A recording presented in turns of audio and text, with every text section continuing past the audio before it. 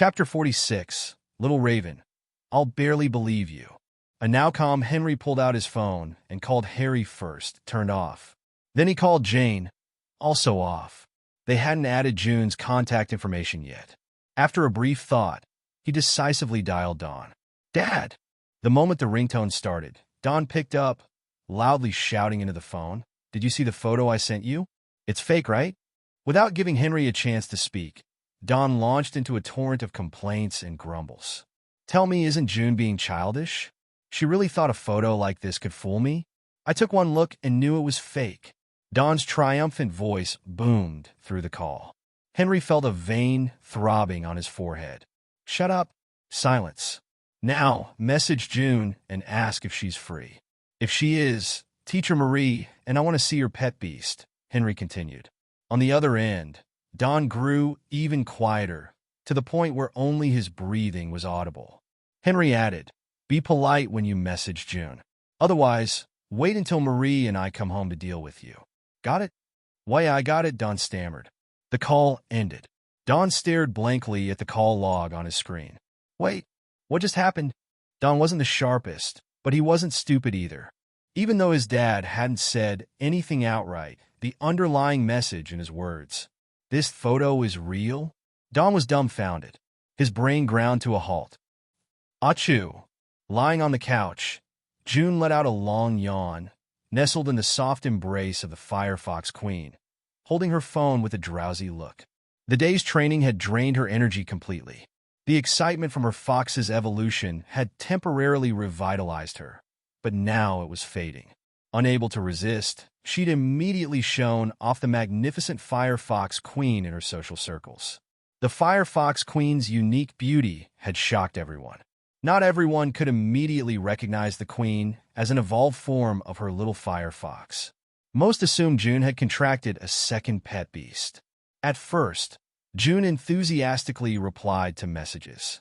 But as the initial rush wore off, exhaustion overtook her. However, faced with the endless ding-ding-ding of new message notifications, June couldn't resist responding. She replied to one, then another, and another, until June fell asleep. Ivy noticed and helplessly smiled before turning her attention to the Firefox Queen. Little Firefox, I'll leave Xiao Yu to you, she said. The fox silently nodded, gracefully lifting June into her arms. The girl, too tired to even open her eyes, instinctively buried her face into the Queen's warm fur, turned over, and resumed sleeping. The fox's soft paws landed noiselessly on the floor as she carried June upstairs. Ivy smiled warmly at the scene of human and fox and began tidying the living room. June and the Firefox Queen are getting so strong. Fairy butterfly, we need to work harder too. Yee! The fairy butterfly behind her flapped its delicate wings, eagerly responding to Ivy's encouragement. Stronger? All right, I'll do whatever Ivy says. Just as Ivy was about to head to bed, the sound of a car pulling into the driveway interrupted her. The car's headlights lit up the garden. Ivy hurried outside with her fairy butterfly. Uncle Annie? Upon seeing Harry and Jane step out of the car, Ivy's eyes widened in surprise. Why are you back at this hour? Harry, already aware of Ivy staying in their house, wasn't surprised. He smiled gently. Ivy, where's June? The photo she sent us tonight. Ivy blinked in realization. Uncle Annie, June was exhausted after a long day. She fell asleep shortly after sending that photo, she explained. Looking at their faces, Ivy couldn't help but compare them to June earlier, when she'd been brimming with excitement over the fox's evolution. Well, you must be tired from traveling. Why don't you rest first? You can discuss this with June tomorrow, Ivy suggested with an apologetic smile. Harry and Jane exchanged glances. Sleep? Now? No. They were far too energized to sleep. If they could wait until tomorrow, they wouldn't have rushed to buy plane tickets and fly home overnight. They had to clarify the little Firefox's new evolution path. Otherwise, they'd lie awake all night thinking about it. Torn between academic curiosity and their daughter's sleep, Harry and Jane sighed. Children are debts. Theirs were no exception. All right, Ivy, you should rest early too, Harry said, gently reassuring Jane. We'll visit Teacher Henry and Teacher Marie. Don't wait up for us. Ivy nodded. Elsewhere, back at home, Asher opened his talent skill menu. The Extraordinary Beast Encyclopedia now had a new, glowing icon. It was the Flame Fox Queen. Asher clicked on the fiery icon, and fresh details appeared. Pet Beast, Fire Fox Queen. Attribute, Fire. Species, High-grade Extraordinary, Low tier. Max level, Tier 9. Description: after evolving, the Flame Fox Queen is mischievous, enjoys teasing humans, and shows extraordinary patience towards recognized beast masters. A walking double standard, her mastery of flames has undergone a qualitative leap. Gift from the Flame Fox Queen, King's Aura, can be used to teach contracted pet beasts. Flame Fox Queen's public recognition, 0. Asher was surprised. He'd been wishing for the Fire Fox Queen's skill, King's Aura. And just like that, she'd gifted it to him. Asher chuckled. Mischievous? Still pretty cute, though around June, she did act a tad rebellious. Just a tad. June was used to it anyway. Come on, little Raven, it's time to get stronger. Asher held up his small pet, attempting to teach it the newly acquired King's Aura skill. Due to the skill's unique nature, Asher wasn't sure if little Raven, lacking the King attribute, could learn it. Choose a pet beast to learn this skill. Pet Beast, Little Raven. The skill disappeared from the menu. No failure message. But, just like before, Little Raven didn't seem to feel any different.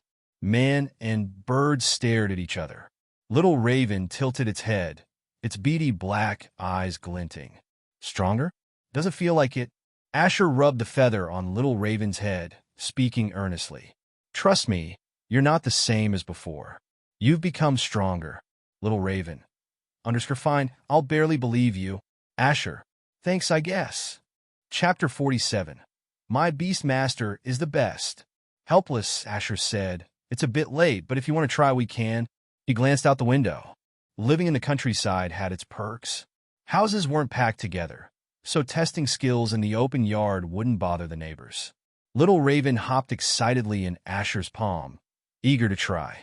Climbing onto his shoulder, it nudged him with its wings, urging him forward.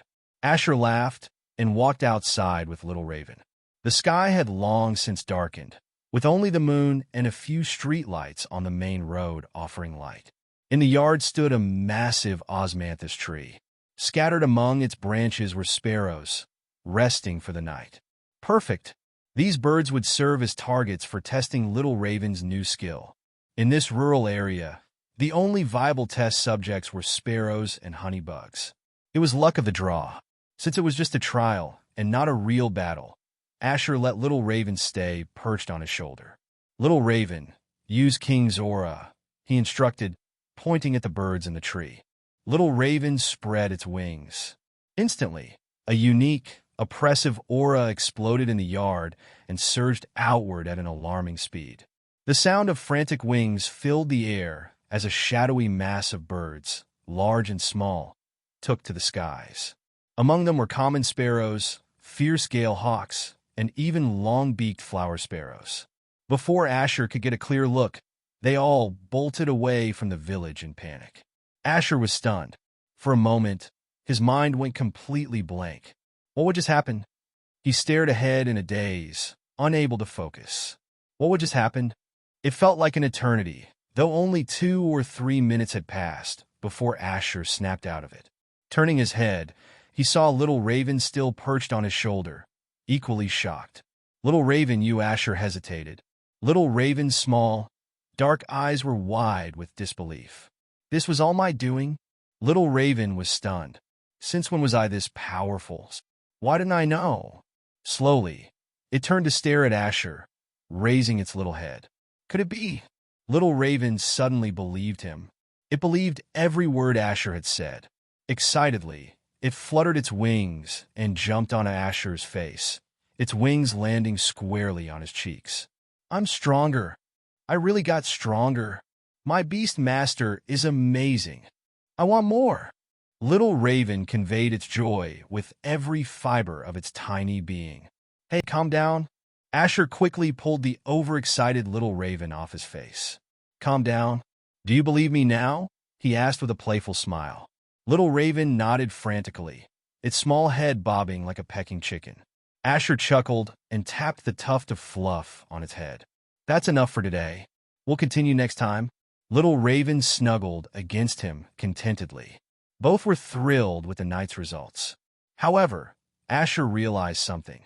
The impact of Little Raven's king's aura was far greater than he had anticipated. He'd only intended to scare the birds on the tree. But instead, every bird in the village had been driven away. Pondering this, Asher checked Little Raven's skill panel. Pet Beast, Oriental Peacock. Type, Mid-tier Low Class. Level, Stage 2, High Grade Plus. Skills, King's Aura, Eagle Eye, undergoing secondary evolution. Guardian's Heart, Peck Asterisk. Evolution Path, Three-legged Golden Crow, selected. Evolution Materials, not fully gathered. Effects, King's Aura awakens a trace of special bloodline. Note, my Beast Master is amazing. Super amazing. I adore him. My Beast Master is the best ever. Special Bloodline Awakening? A skill undergoing secondary evolution? This was unheard of. Asher grew even more curious, but couldn't access more detailed information for now. As for the Eagle Eye evolution, he'd have to wait for it to complete. Thinking it over, Asher decided, I'll check the book tomorrow. That guide on Oriental Peacock, Three-legged Golden Crow, Care still had unread sections. Maybe it held the answers. Back inside, Little Raven, having used its new skill, grew sleepy, its tiny body swaying. Go rest, Little Raven. Asher placed it in its small bed by the headboard. It fell asleep instantly. Meanwhile, Asher stayed up, tackling another issue, the public recognition of the Firefox Queen. A lot had happened that day, but Asher had prepared in advance. From helping June evolve her Firefox, he kept records, tracking visible changes tied to affection levels between June and her pet, along with a resource log of everything fed to the Firefox. 2 hours later, he'd compiled a comprehensive report. Time to sleep, or I won't wake up tomorrow morning. That night, some people slept soundly. Like Ivy. June.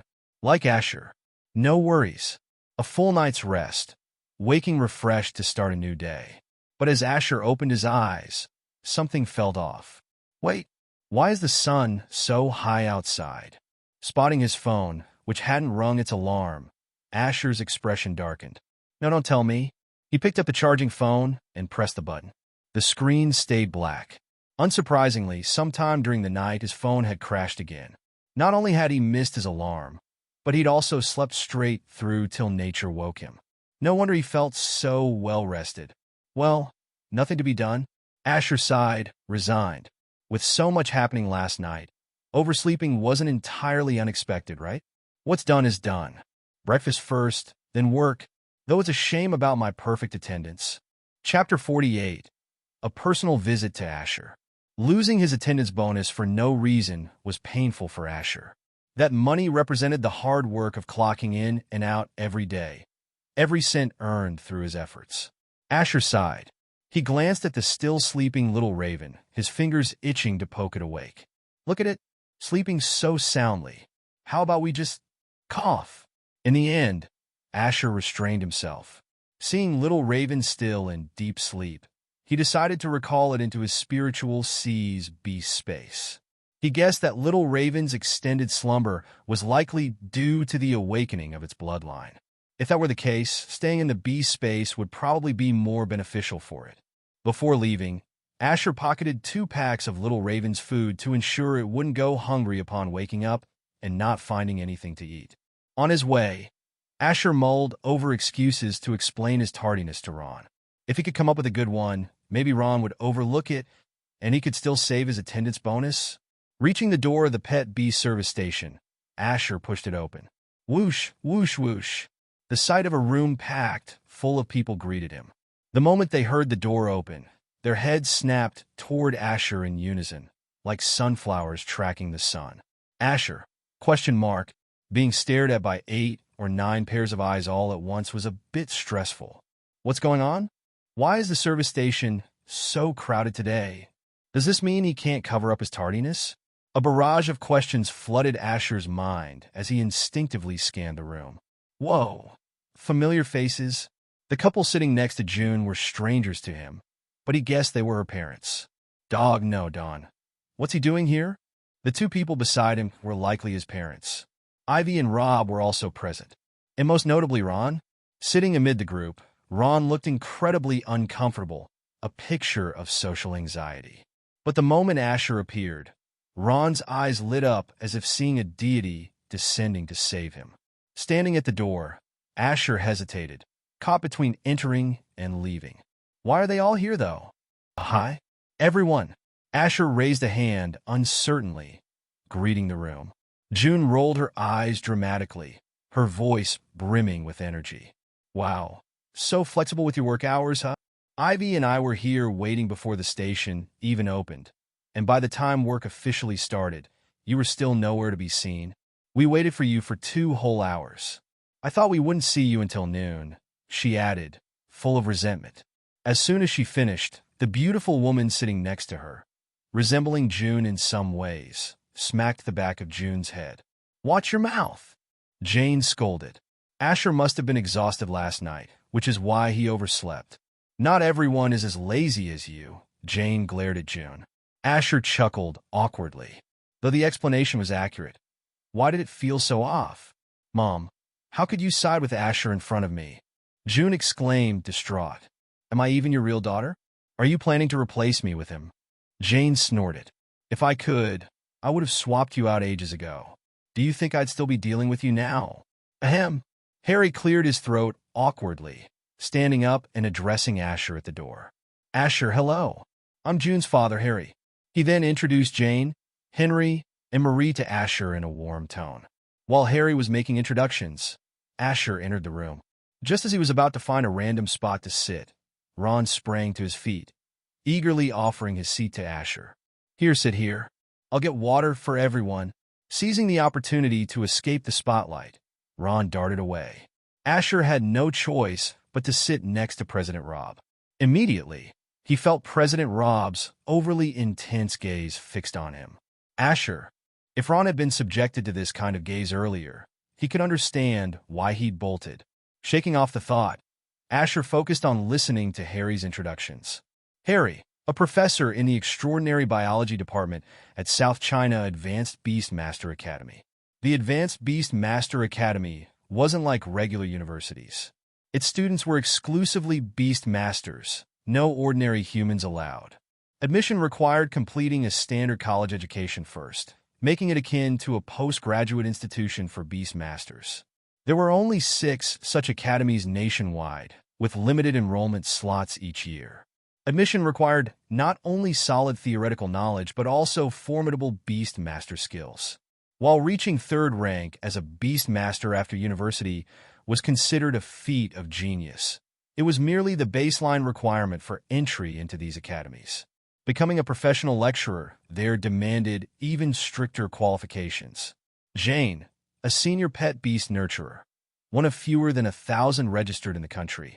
Finally, there were Henry and Marie, a married couple renowned for their research on pet beast evolution in New York City. Their current focus was on exploring new evolutionary paths for the little fire fox and red flamehound. When Harry mentioned their research topic, he specifically glanced at Asher to gauge his reaction. Nothing. Asher's expression remained unchanged, as if he had known all along, or simply didn't care. Still, the absence of hostility was a positive sign for Harry and the others, marking a promising start. Having given Asher a general idea of their identities, Harry cut to the chase. You probably guessed why we're here. Could we talk about the Firefox Queen? The Firefox Queen was too intriguing to ignore. Waiting until Asher's day off to ask questions? Absolutely not. They chose to visit him in person, determined to uncover the truth. Henry and Marie, who had been silent until now, also turned their attention to Asher. Initially, they hadn't planned to come. The couple had assumed Asher wouldn't share anything after learning who they were, making the trip pointless. Why would anyone divulge their findings to experts in the same field? Professional rivalry wasn't just a myth. Asher doesn't care about your titles, as long as you're not scheming anything shady, June had said, which gave them pause. Ultimately, curiosity won. The chance to better understand the Firefox Queen was too tempting to pass up. They needed to know. Where had they gone wrong? What crucial detail had they missed? How could 6 years of their research be eclipsed by a month of Asher's efforts? Wait, had it even been a full month since Asher started working on the little Firefox's evolution? Chapter 49. Self-made assumptions lead to trouble. Asher noticed several expectant gazes fixed on him. Harry's tone was gentle, showing no sign of distrust or disrespect toward him. His attitude was excellent. Additionally, Rob, sitting beside him, made no move to intervene, which was another good sign. Asher had chosen to cooperate with Rob for a reason. Over the years, the Beastmaster Alliance had never been known to maliciously suppress talented Beastmasters. Instead, they had supported generations of struggling geniuses, building a reputation of good faith and reliability. This was why Asher had chosen to share his results with President Rob in advance, establishing a verbal agreement and trust. Sure. What would you like to know? Asher nodded. Henry couldn't hold back and asked, what's the core of the little Firefox's evolution into the Firefox Queen? Isn't it the king attribute?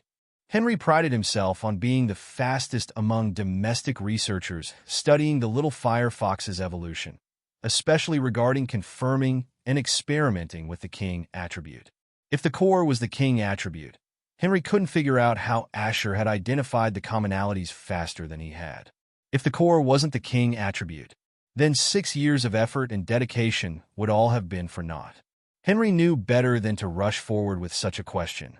It concerned a researcher's most critical findings, and most people wouldn't reveal such things. But if he didn't get a clear answer, if he couldn't understand, Henry couldn't let it go. Hearing the question, Asher appeared lost in thought. I bet he doesn't even know what the key is. Don scoffed. Among everyone present, Don was the most hostile toward Asher. Past grievances and fresh animosities fueled Don's blatant malice toward him. Don sneered. Maybe it's just dumb luck, like when he stumbled onto the evolution of the honeybug. Smack! Marie slapped the back of Don's head with surprising force. Unlike Cheenland's earlier half-hearted tap, this one almost gave Don a concussion. Shut up! Stop embarrassing yourself. Don grumbled, but obediently closed his mouth, though his eyes continued darting around, brimming with resentment as he glared at Asher. Marie's hand itched to slap him again. Don's comment was ridiculous to anyone with a brain. Sure, the honeybug's evolution could be chalked up to coincidence because the process was simple. The hard part was whether the honeybug could overcome its instinctual cowardice for the sake of its master and survive. If the little Firefox's evolution were that simple, it would have been discovered long ago, even before it became a research topic. Throughout history, many had attempted to study the little Firefox's evolution, but only Asher had succeeded in making it happen. This meant he must have identified the most critical core factor. Such a factor wouldn't be revealed. Asher spoke up. Actually, my original goal wasn't to research a new evolution path for the little Firefox. At his words, everyone's chaotic thoughts instantly cleared. Even Don, who had been spewing nonsense, perked up and listened intently, afraid to miss a single word. Because of the honeybug's evolution, I developed an interest in pet evolution. Asher reiterated the excuse he'd used many times before, so smoothly that he no longer found it suspicious. I read relevant books and papers, gained some small insights, and discovered a key factor that I believe is closely related to all pet evolutions. After a brief pause, Asher continued, the bond between a beastmaster and their pet influences the pet's evolution. I call it affinity. Asher's tone was so calm and composed, as if he weren't discussing a groundbreaking discovery. President Rob, Ivy, and June, who had already heard about affinity from Asher, remained unaffected, their expressions unchanging. But the others couldn't maintain such composure. Henry's eyes widened in shock. Do you know what you're saying? By telling us this, aren't you afraid? Aren't you afraid we'll also start researching this affinity concept? Affinity? Evolution? Who are you trying to fool? Don sneered dismissively. The father and son's eyes met mid-sentence. Henry. Don. Dad, I was wrong. Don quickly crouched down, clutching his head to avoid another affectionate slap from Marie. Marie shot him a look that promised retribution. "Shut up. Got it? Got it, got it." Don nodded furiously. Today, Asher was clearly his parents' favorite child. He was just a stray picked up from the trash. How could he hope to compete with their real son? Don covered his mouth with both hands, his eyes still glaring daggers at Asher. But Asher paid no attention to Don's petty antics. With a calm expression, he said, "There's nothing to hide. I mentioned this concept to Professor Irish shortly after I came up with it. I understand your concerns, Professor Henry." Asher smiled slightly, his demeanor as steady as ever. "But what is there to fear? Affinity may be a key factor, but it doesn't mean that understanding affinity will make pet evolution as simple as drinking water.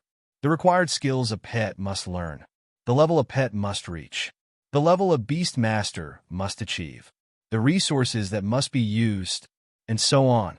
Countless other steps still needed exploration and verification. Not everyone had the advantage of his talent for eliminating unnecessary obstacles." Hearing this, Henry froze momentarily. He looked at Asher's clear, confident eyes, which held no trace of deceit or hesitation. Many words he had prepared suddenly felt unnecessary. Did Asher not realize that if this concept of affinity were verified and made public, countless researchers in the field of pet evolution would use it to discover new evolutionary paths? Asher knew, yet he still chose not to hide it, because he had confidence in himself. Even if everyone started at the same point, he was certain he could stay ahead. The difference between 6 years and 1 month? It lay in perspective, in vision, in the confidence to make even greater discoveries in the future. The burden in Henry's heart suddenly lifted. "I'm no match for you," Henry admitted with a sigh. Asher. "Wait, what? What kind of imaginary scenario did you just come up with?" Asher's confused gaze seemed to say he had missed an entire season of speculative drama. Chapter 50, Asher, the pure-hearted youth who disdains fame. Asher was utterly confused, but he held back and didn't ask anything. It was clear that Henry had concocted some imaginary scenario favorable to him. Asher smiled slightly. If someone took the initiative to misinterpret him in a good light, why not graciously accept it? Ahem. Asher pretended not to notice and asked gently, "Professor Henry, do you have any other questions?" Professor Henry shook his head. Harry adjusted his glasses.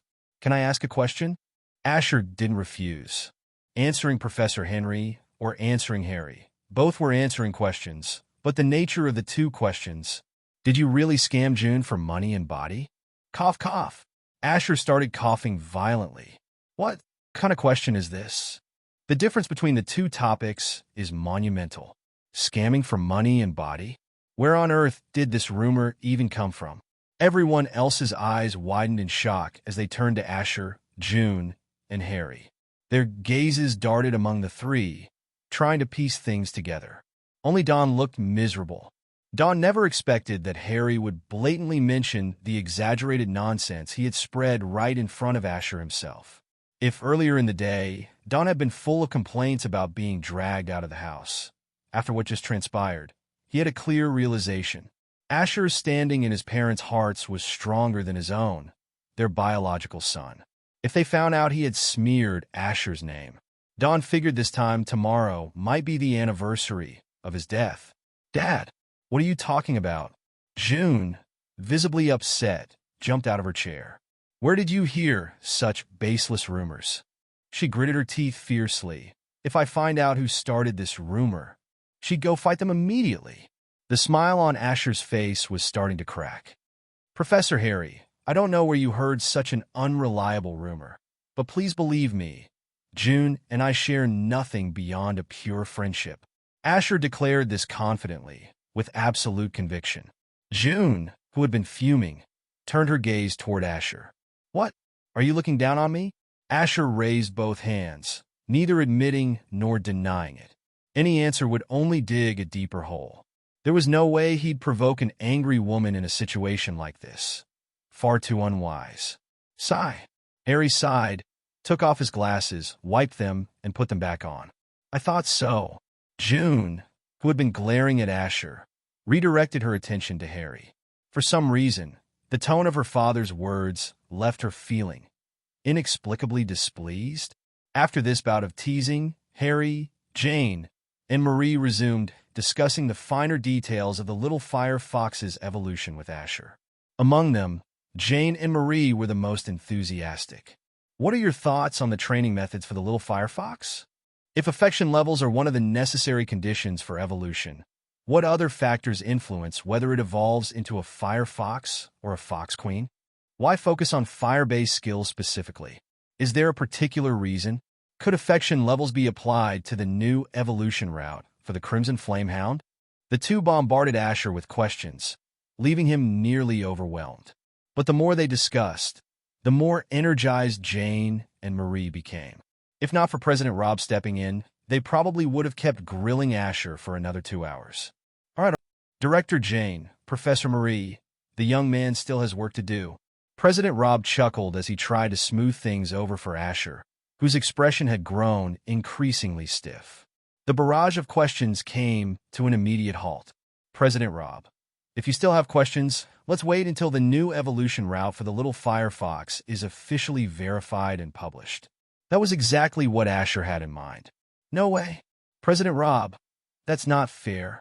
Jane and Marie spoke up, one after the other.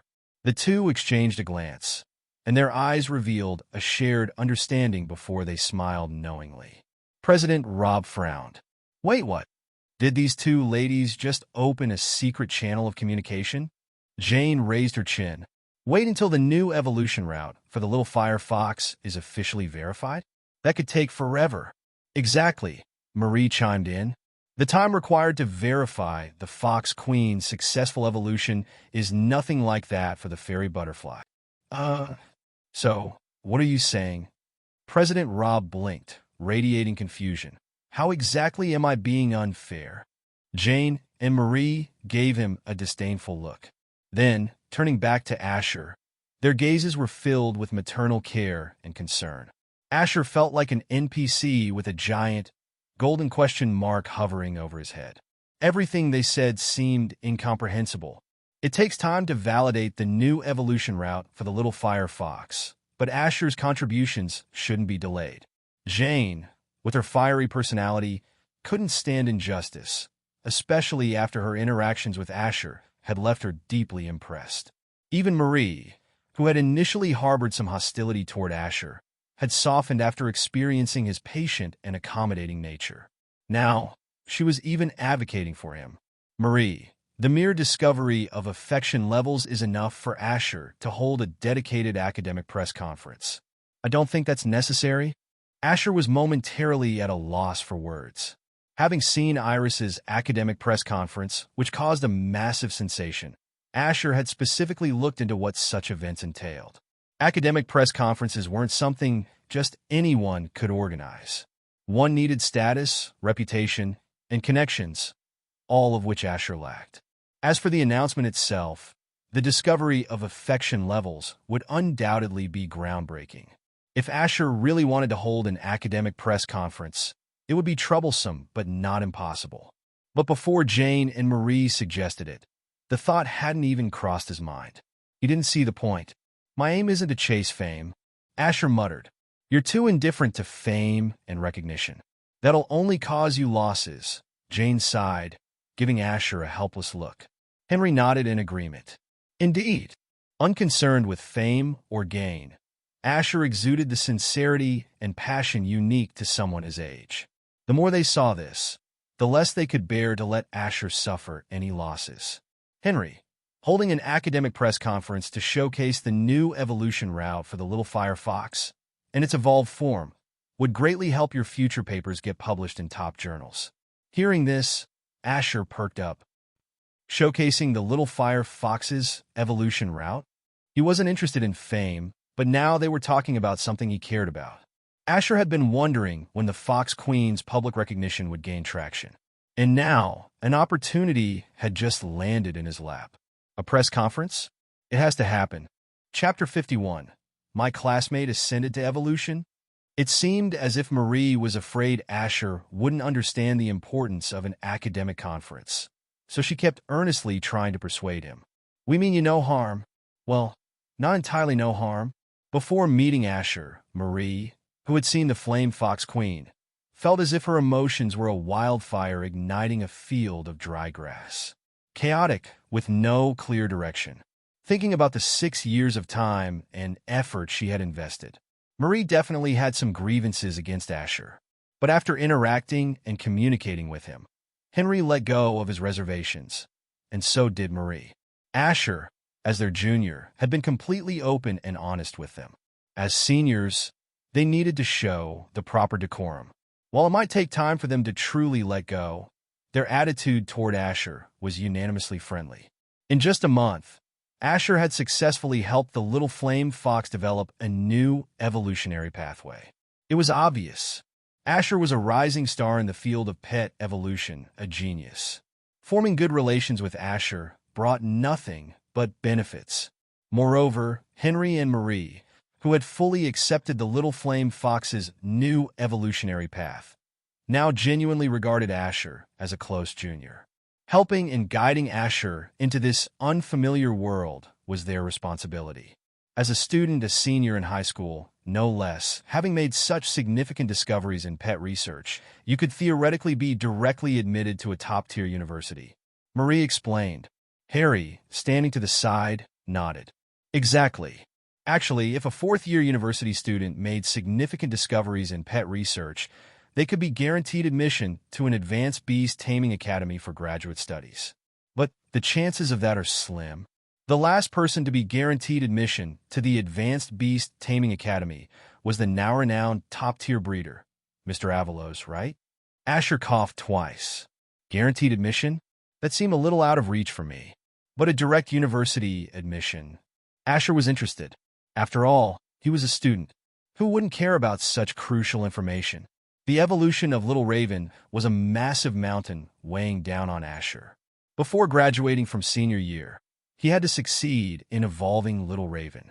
Otherwise, Little Raven would never become a three-legged golden crow. Although the knowledge taught at school wasn't useless, if he could secure a direct admission, he could study on his own. The extra time could be allocated to Little Raven to increase their bond, build synergy, master various skills, refine the fiery essence, and more. While dedicating a lot of time didn't guarantee success, not dedicating any time certainly meant failure.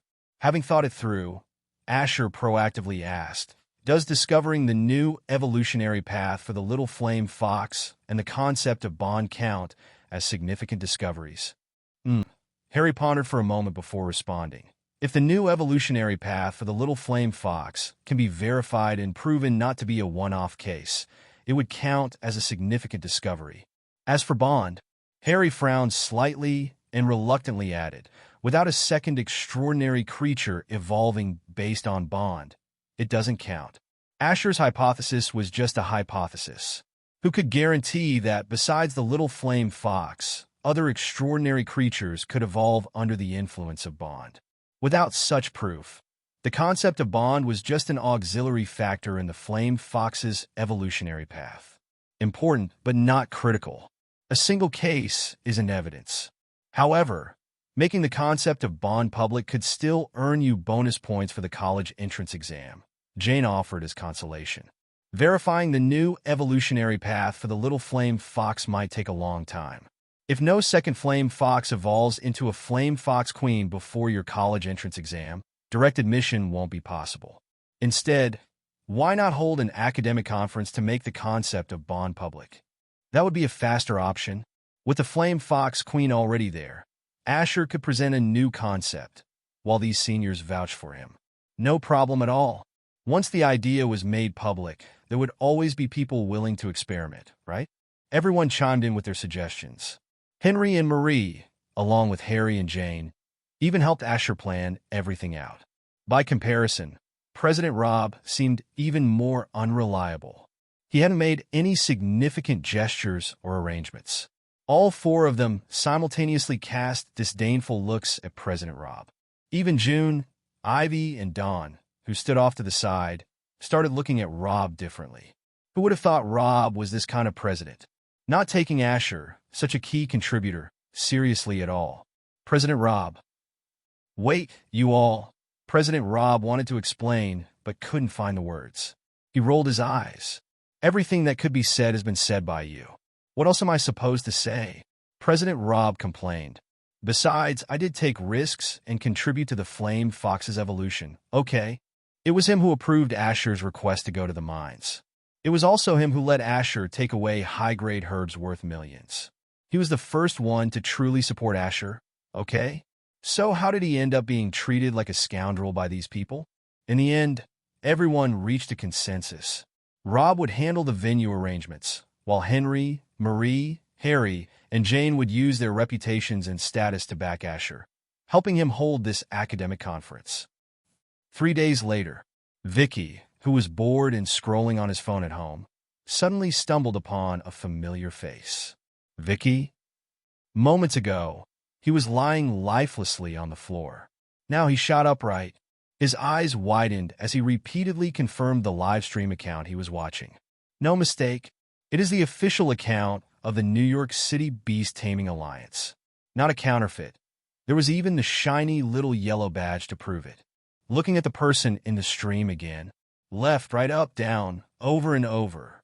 That face was unmistakably his buddy, his bro, his son, his dad, Asher. The bond between beast tamers and their pets. The little flame fox successfully evolved into the flame fox queen. In the stream, Asher, calm and composed, with a clear voice and poised demeanor, was presenting under the watchful eyes of veteran scholars and professors. A mix of terms Vicky could understand and couldn't understand interwove into a dizzying swirl. Holy crap! Vicky couldn't help but blurt out. This is next level cool. Such a mind-blowing moment couldn't be enjoyed alone. Share. I have to share it with the class group. The next second, the quiet class group was suddenly blown up by Vicky's post.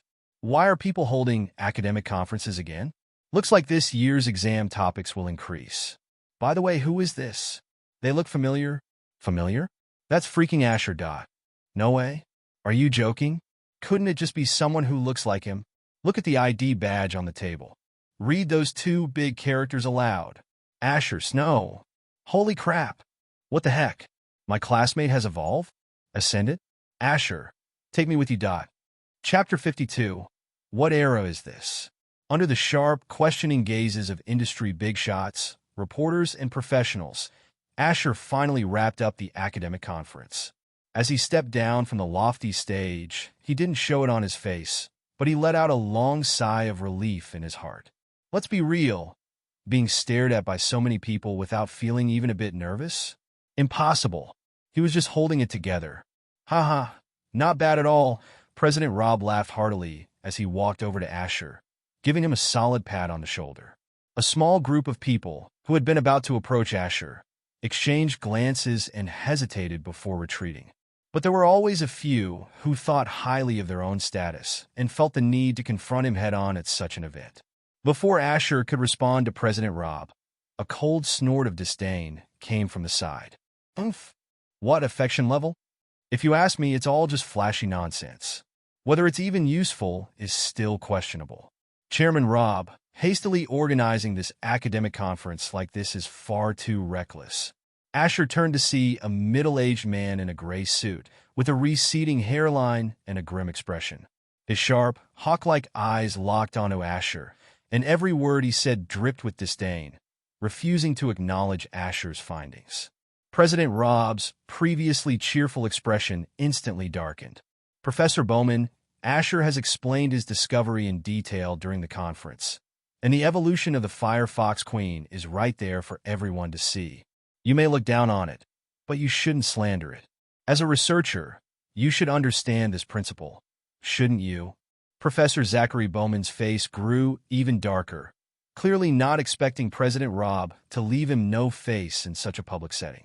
I'm merely being objective. Professor Bowman stiffened, refusing to back down. Besides, I'm just trying to remind you, Chairman Rob, not to be deceived. Research is about diligence and hard work, not stumbling upon luck and dressing it up as some grand excuse to scam more resources. Not far away, June overheard this and rolled her eyes. Then, in a deliberately quiet voice that was actually loud enough for everyone nearby to hear, she muttered to Ivy, No way, right? No way? Is there really someone here pulling the bully the junior card at an event like this? Does he really think people can't tell what he's implying? Does he take us all for fools? Master June had entered the stage. Laughter erupted from all around. It was impossible to pinpoint who started it, but it was clear that everyone found it hilarious. Professor Bowman's face turned so dark it seemed like water could drip from it.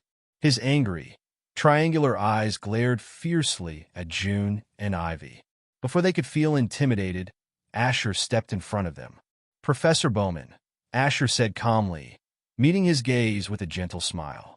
"If you have questions about the concept I presented, we can sit down and discuss it thoroughly. I'm happy to address any of your concerns.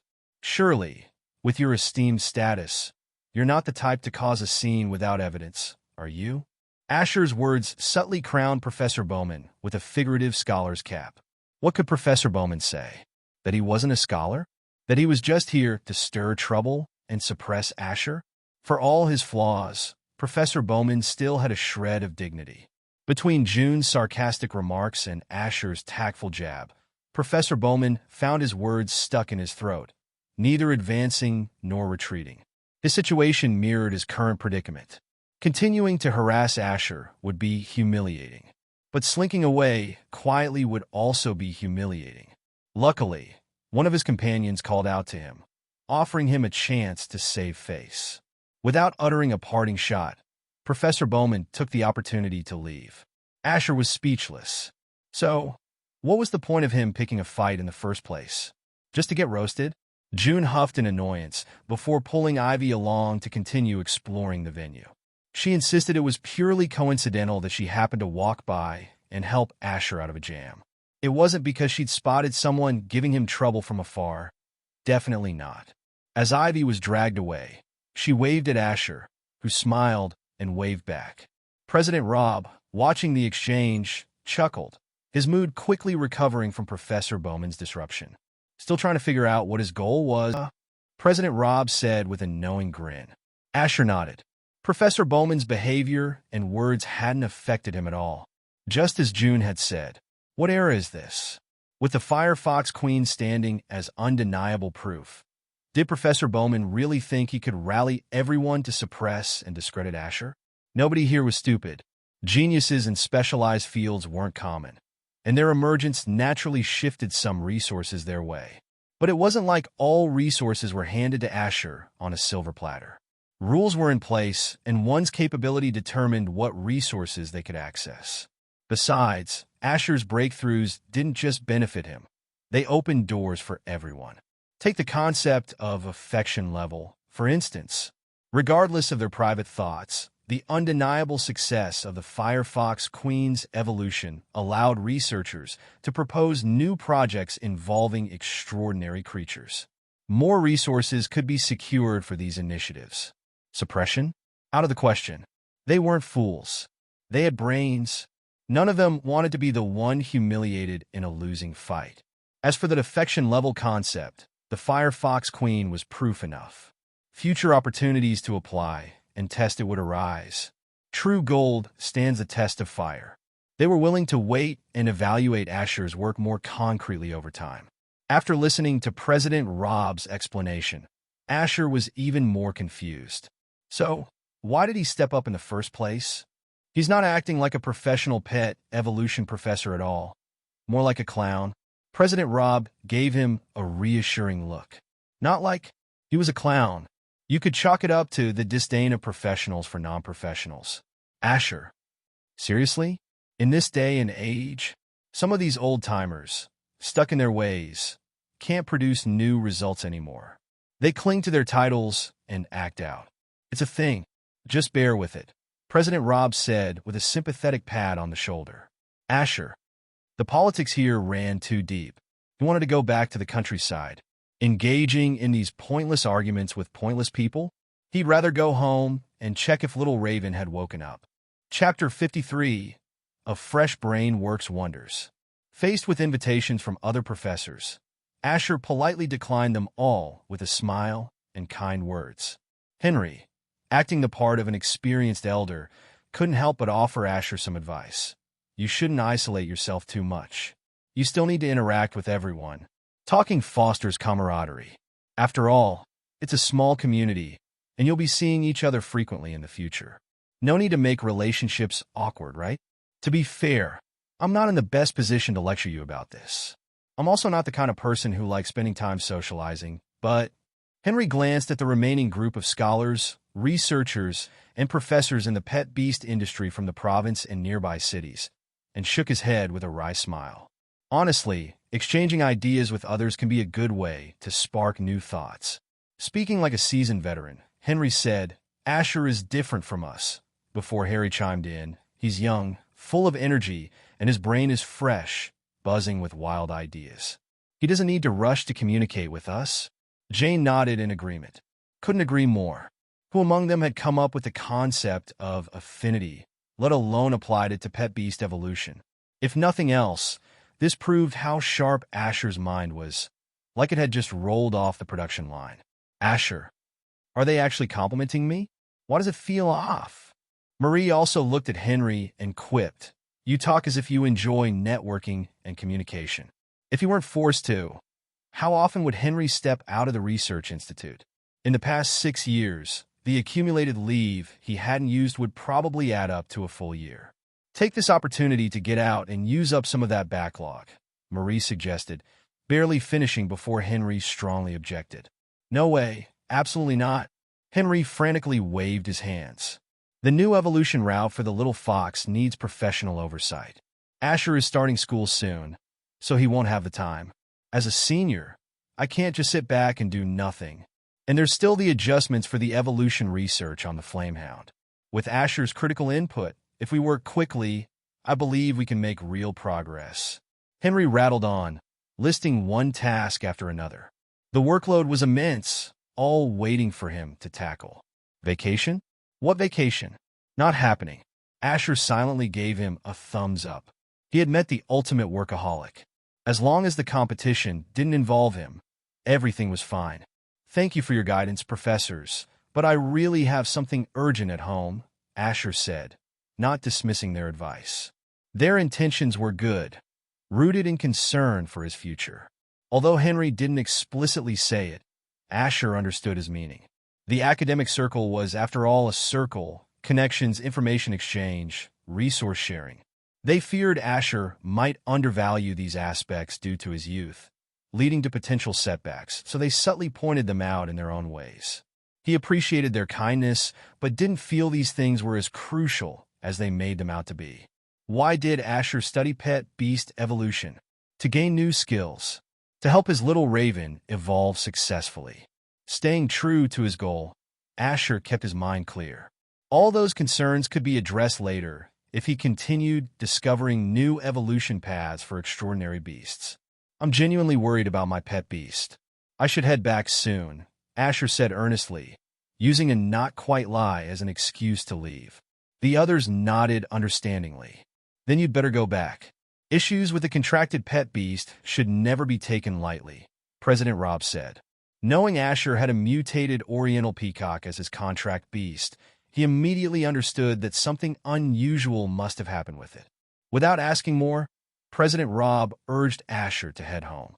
Carrying a few packed snacks, Asher boarded a car and pulled out his recently replaced phone. He quickly sent a message to Ron. "Asher, Brother Young, how's little Raven? Has it woken up yet?"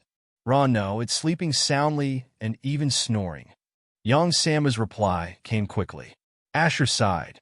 Ever since the Firefox Queen's evolution, little Raven had fallen asleep and hadn't woken up since. At first, Asher let little Raven stay in the beast space within his spiritual sea for a day. But realizing that might delay its recovery, he decided to follow his usual routine, keeping little Raven outside during the day to soak up the sun and moonlight. Today, since he had to attend the academic conference, he entrusted little Raven to Ron. It wasn't ideal, but he figured if Ron refused, he'd just keep little Raven in the beast space for the time being. Surprisingly, despite their previously rocky relationship, Ron agreed. Asher wasn't worried about Ron harming little Raven.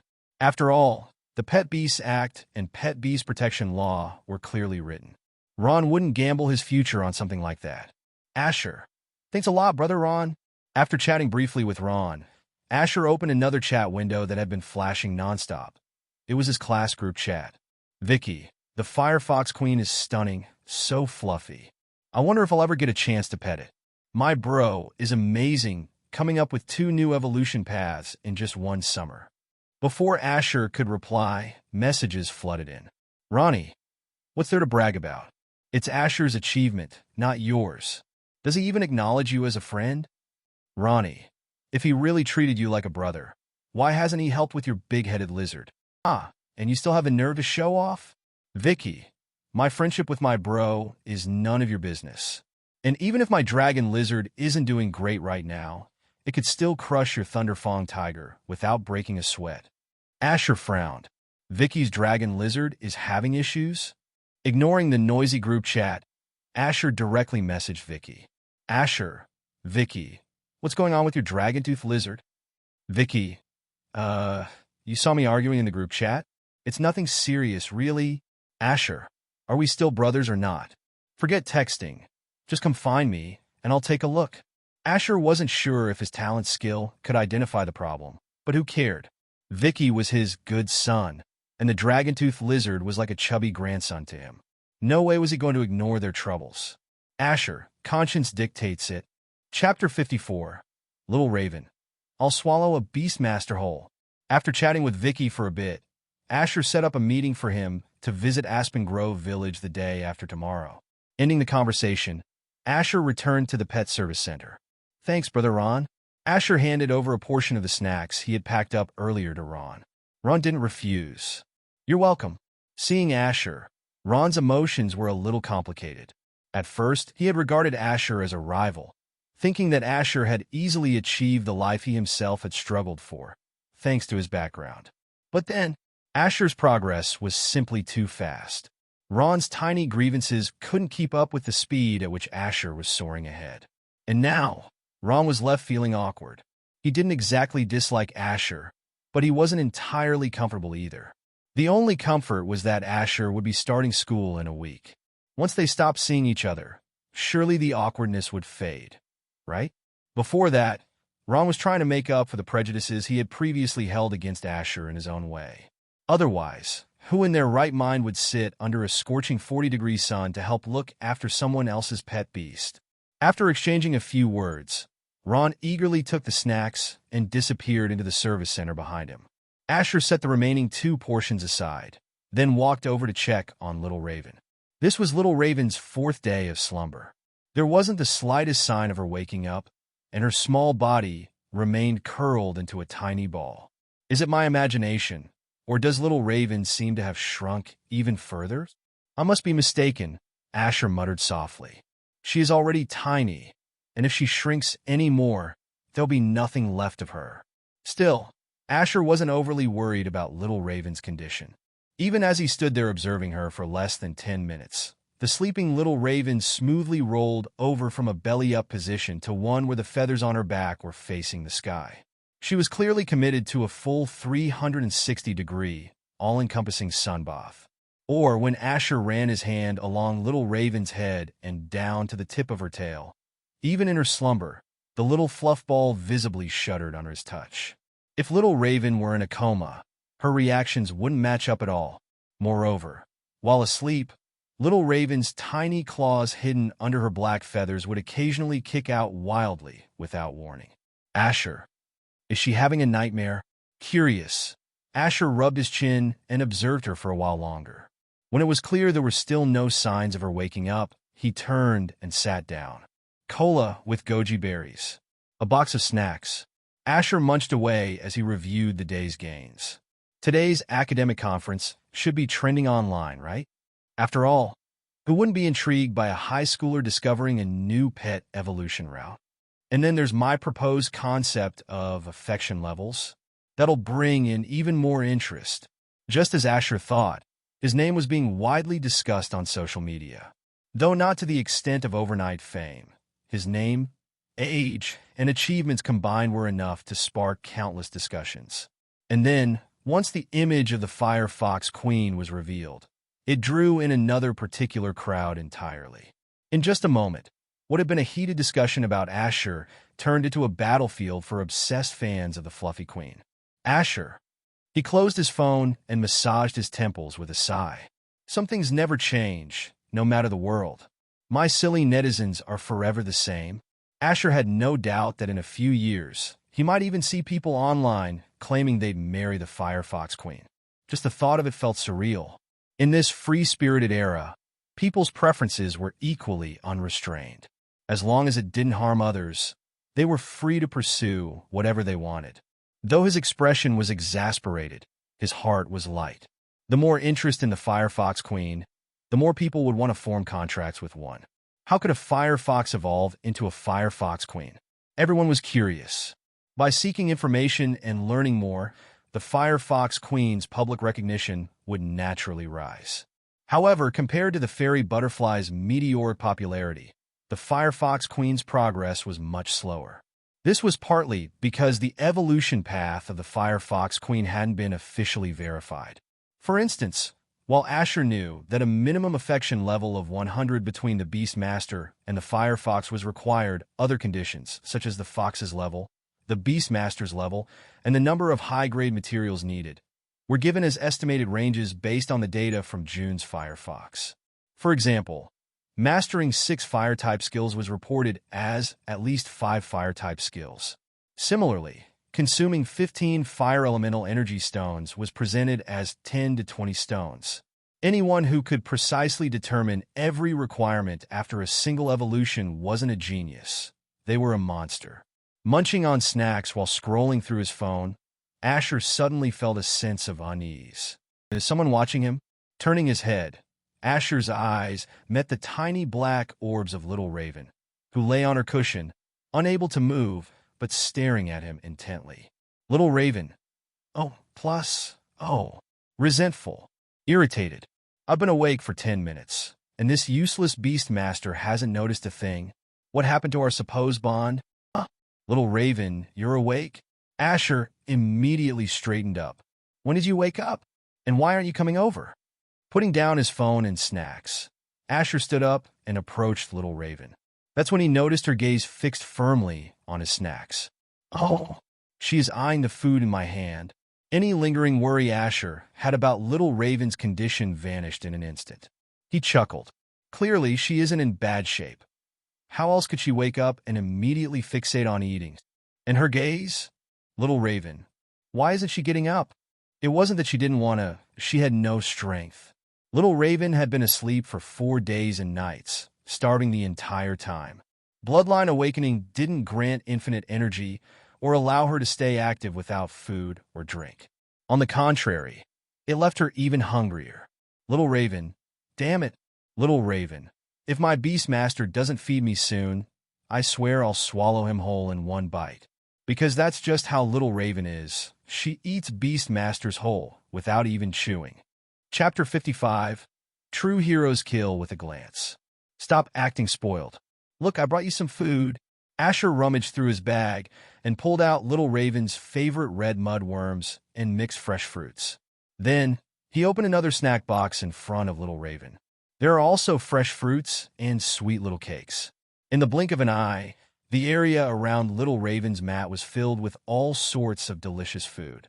Little Raven. I wrongly blamed my Beastmaster. Little Raven's black, beady eyes shimmered with crystalline tears. Asher. Eat slowly, it's all yours. Little Raven obediently started eating, and when its sharp little beak touched Asher's palm, it left not the slightest pain. Asher's expression remained calm. What? That look Little Raven gave just now. He totally didn't understand it, no clue at all. After easily appeasing Little Raven, the well-fed bird was now brimming with energy, perching on Asher's shoulder and constantly rubbing against him. How are you feeling? Is there any discomfort in your body? Asher asked. Little Raven shook its head. None. It feels absolutely great. Asher carefully examined Little Raven. So, what changes have happened to your body after the Bloodline Awakening? At that, Little Raven perked right up, excitement radiating from its tiny body. It started flapping its wings vigorously and flying back and forth in front of Asher. Asher paused for a moment before it clicked. Before contracting with Little Raven, the staff at the Oriental Peacock breeding base had said Little Raven's mutation was leaning in a less favorable direction, with its voice and flying ability both significantly weakened. Little Raven's so-called flying was more like fluttering its wings and gliding short distances. It could manage a burst during battle, but it wasn't real flight. As for its voice, well, Asher hadn't heard a single sound from Little Raven until now. Who would have thought that with this small-scale bloodline awakening, Little Raven's flight ability would return to normal? This pleasantly surprised Asher. For avian beasts, flight was a natural advantage. With proper flying ability, Little Raven's combat power would improve significantly, giving it a better edge in battles. Sensing Asher's delight, Little Raven flapped its wings and flew right up to him, spreading its tiny wings for him to see. Golden feathers? Asher immediately noticed the base of Little Raven's wings, where a faint layer of golden fluff gleamed with a peculiar light. Asher froze for a moment, almost in disbelief. He knew that if things went smoothly, Little Raven would evolve into a three-legged golden crow someday. But is this already a sign of that happening? For real? After pondering for a moment, Asher opened his innate skill interface to check, just to be sure. Beast, Oriental Peacock. Type, Intermediate Low Tier Plus. Level, Tier 3, Intermediate. Skills, King's Aura, King's Eye, Guardian's Heart Peck. Evolution Path, Three-Legged Golden Crow, selected. Evolution Materials, incomplete.